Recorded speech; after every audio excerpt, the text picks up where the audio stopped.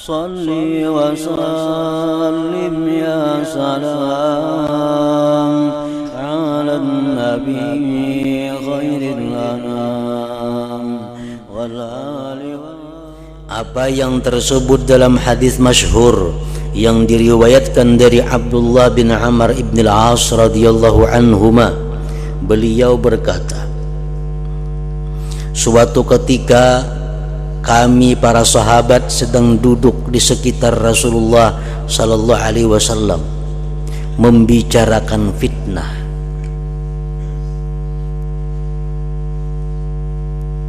Fitnah ini dimaksudnya adalah kerusakan massa, di mana orang sulit untuk menghindar daripada maksiat. Itu fitnah artinya. Kita di sini mengerti fitnah itu mah ada itu memfitnah aku jar, padahal kadang macam itu maksudnya. Fitnah itu adalah satu kemaksiatan yang kita sulit menghindarinya. Itu masa fitnah ngarannya.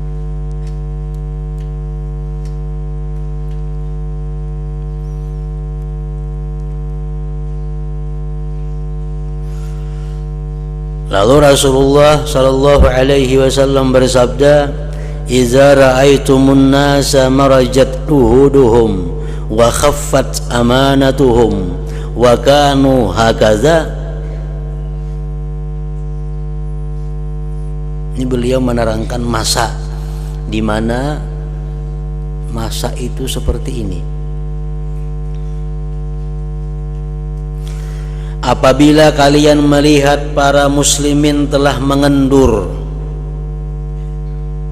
maksudnya mengendur di sini adalah marajat uhuduhum.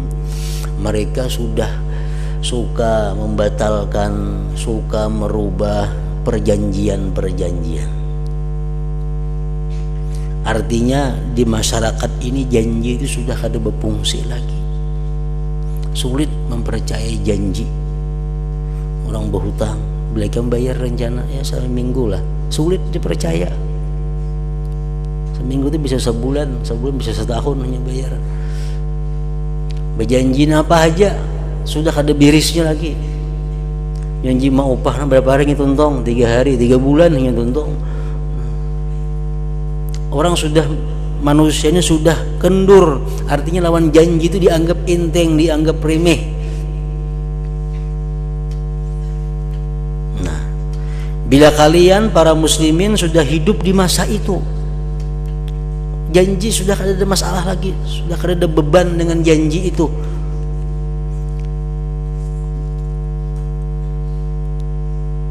Yang kedua, hilang kesanggupan mereka untuk taat kepada Allah dan hampa amanah mereka.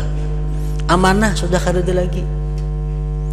Artinya sedikit sekali orang-orang yang mampu melaksanakan amanah. Kepercayaan itu sudah kada ada lagi.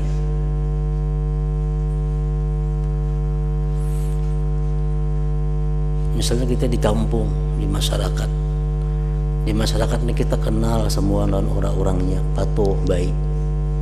Tapi kita hendak misalnya ke mana menitipkan duit ini, kita sulit mencari orang yang kita anggap amanah.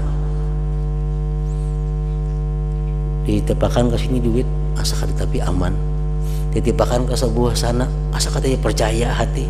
Ditipakan kesulitan kita menitipkan duit ini. Kenapa? Karena orang-orang sekampungan ini sudah sulit dilihat kebenaran amanahnya.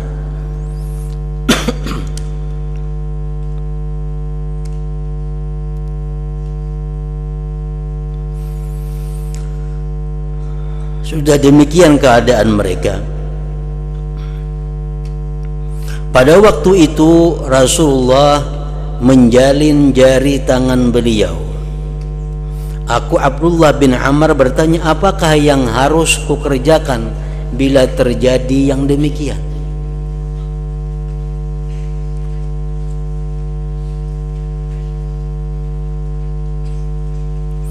Semoga Allah menjadikan diriku sebagai tebusan untukmu wahai Rasulullah.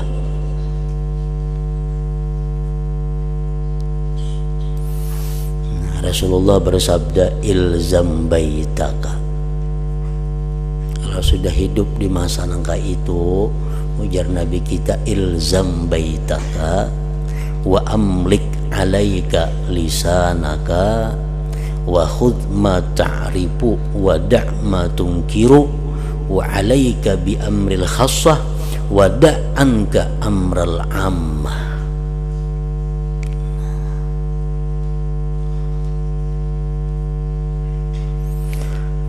Tetaplah tinggal di rumahmu.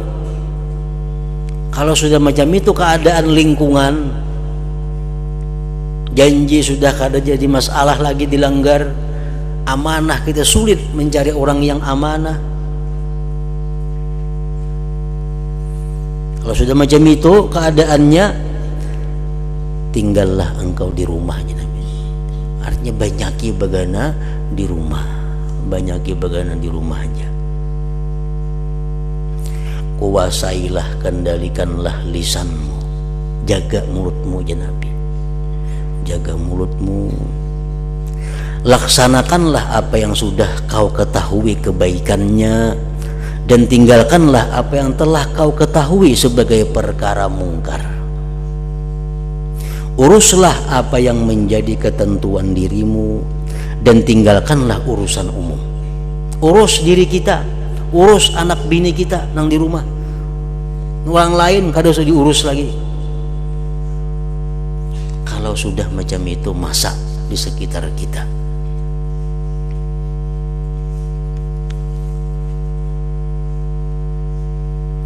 Dalam hadis lain diterangkan bahwa Nabi Muhammad SAW bersabda, zaman fitnah ialah hari-hari pertikaian.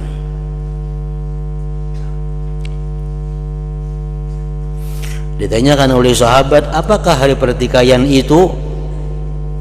Rasulullah menjawab, yaitu ketika seseorang merasa tidak aman terhadap teman duduknya.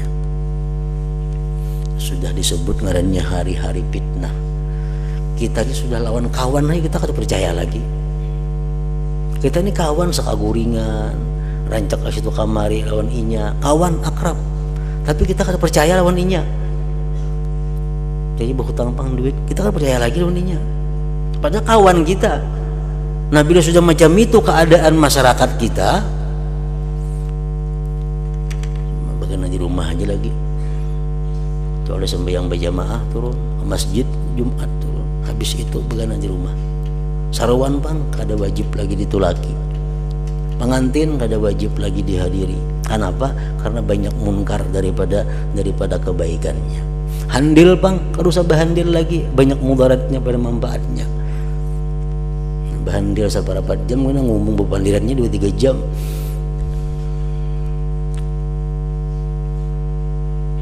Nah kalau sudah macam itu masaknya, ini Nabi mengajarkan demikian.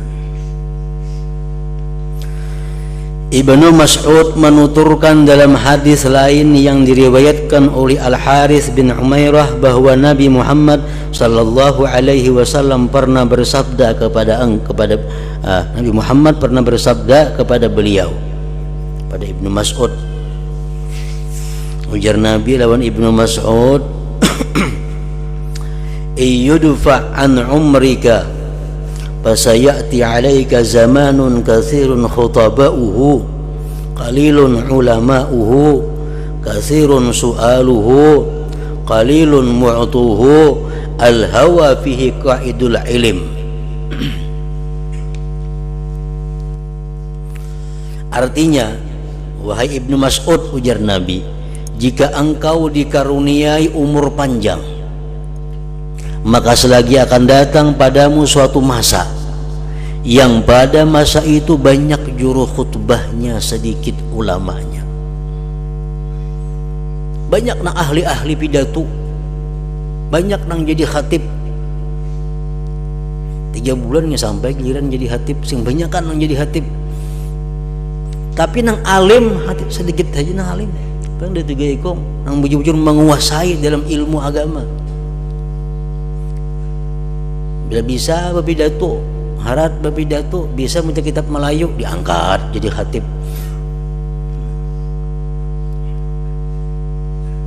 sebuah masjid 30 hatibnya, 20 hatibnya. Pada zaman Nabi saya kong aja hatib Nabi itu bang seumuran dah. Karena sini paling alim. Hatibnya mesti yang paling alim. Di berapa siapa yang paling alim manusia itulah mesti jadi hatib. Nomor dua paling alimnya siapa? Bukan yang harat bepidatunya itu. Nah di akhir zaman kayaknya kada penting alim, yang penting harat bepidatu. Bila harat bepidatu jadi hatib, alim gak ada kata gumpal khutbahnya sah kada tahu lagi.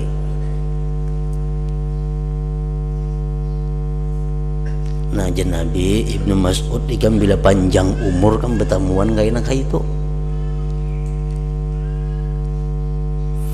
Banyak orang yang meminta, sedikit yang mau memberi. Pengamis di mana-mana sering banyakan. Nah memberi kada banyak orangnya. Kesenangan nafsu di masa itu merupakan penuntun dalam menuntut ilmu. Artinya apa? Al-hawa bihi kaidul ilm. Artinya hawa nafsu yang memimpin ilmu, bukan ilmu yang memimpin hawa nafsu. Nah akibatnya apa? Akibatnya dia selalu mencari hukum-hukum yang sesuai dengan keinginan hawa nafsunya. Kan banyak hukum-hukum itu kaulnya. Sebuting masalah ada berpuluh-puluh kaul pendapat ulama. Di antara sekian pendapat ulama ingin cari yang cocok lawan hawa nafsunya yang mana. Kan kada boleh tuh pasik jadinya.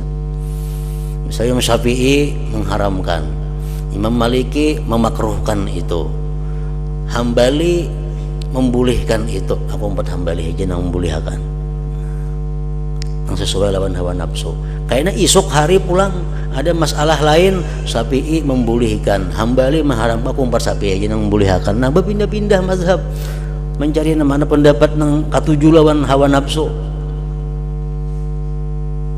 Nah ada masa kayaknya seperti itu, dipaksa hukum ini menyesuaikan hawa nafsu, dipaksa kita mencari kaul-kaul pendapat-pendapat ulama yang mendukung keinginan kita.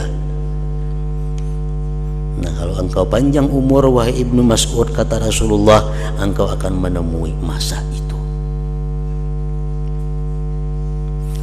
Orang gunanya bida pendapat ulama itu untuk menghadapi hal-hal yang sifatnya dalam keadaan sempit, dalam keadaan darurat. Akhirnya kita pindah mazhab. Kalau kita mencari yang nyaman-nyamannya aja, nah itu kada boleh.